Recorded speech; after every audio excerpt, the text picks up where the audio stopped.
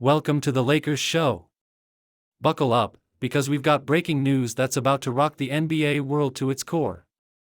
Just weeks after a devastating playoff exit, the Lakers front office has struck back with a vengeance, and not just with any move.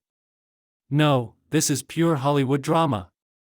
In what's being called a double strike of destiny, the Lakers have allegedly pulled off one of the most shocking revenge plays in recent memory. They've stolen the Timberwolves' defensive powerhouse right from under their nose. Yes, the same Wolves team that ended the Lakers' playoff dreams is now watching their prized center head straight to LA. Is this a power move for a new super team or a final act of desperation? You decide. Rumors have been swirling for days, but now the smoke has turned to fire. Multiple insiders are reporting that the Lakers have finalized a jaw-dropping deal that sends Minnesota's star center, known for his shot-blocking fury and paint dominance, straight into the purple and gold. The name hasn't been officially confirmed yet, but sources close to the situation say it's 100% real, and that revenge is a dish best served under the Staples Center lights. This isn't just a trade. This is war. A bold, cold move meant to send a message to the entire league: you mess with the Lakers, you pay the price. And Timberwolves fans? You might want to look away. But wait, that's only strike one. Because while the Wolves are still reeling, the Lakers hit again. Just hours after the first bombshell, news broke that Rob Pelinka and the Lakers front office had lined up a second deadly move. Another key acquisition, reportedly a rising star in the backcourt, is on his way to LA. League executives are stunned. This wasn't just about adding talent, it was surgical. A calculated act of revenge that now has analysts asking, did the Lakers just win the offseason in one night? And better yet, did they just build a roster that can dethrone Denver, silence Phoenix, and go toe-to-toe with Boston? Insiders say LeBron James was highly involved in both deals and that he's been on the phone with both incoming players for days.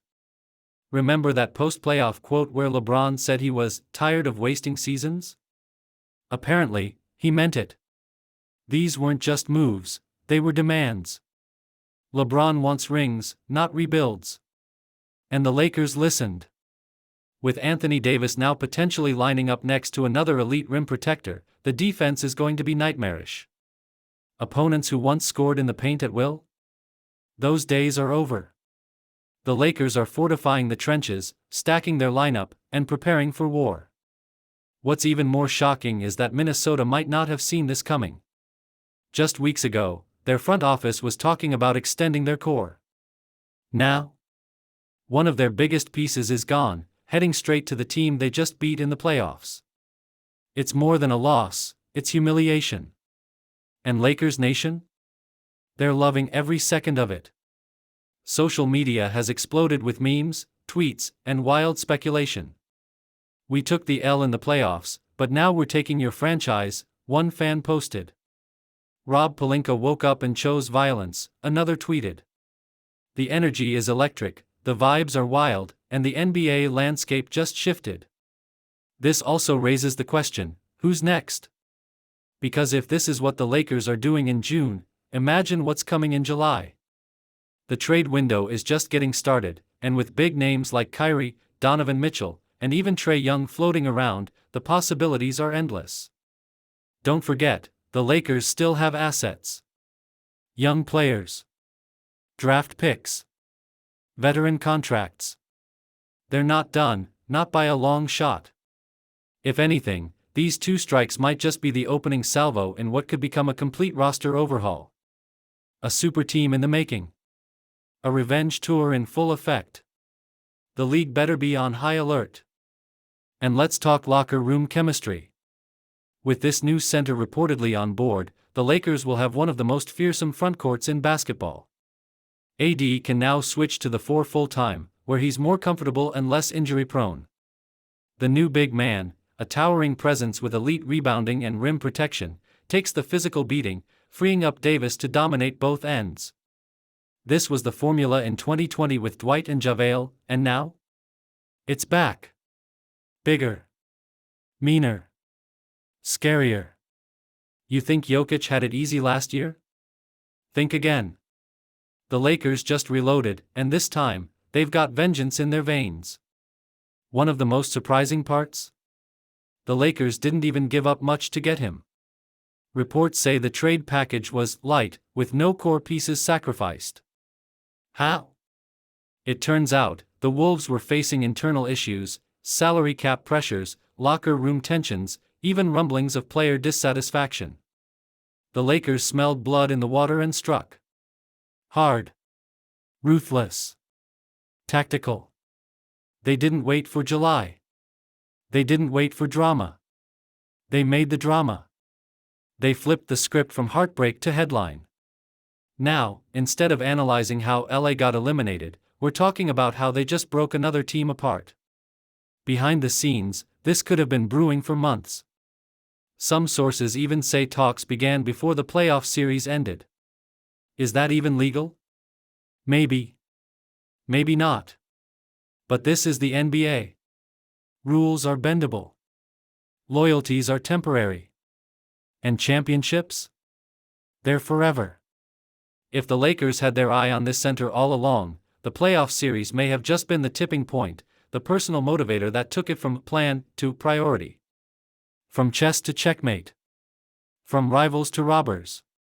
The Wolves beat the Lakers on the court, and the Lakers just responded by beating them at the business table. The message from the front office is clear: there is no patience left in LA. This isn't a team that rebuilds. It reloads. And the twin strikes they've pulled off prove that the time is now. LeBron's window is closing.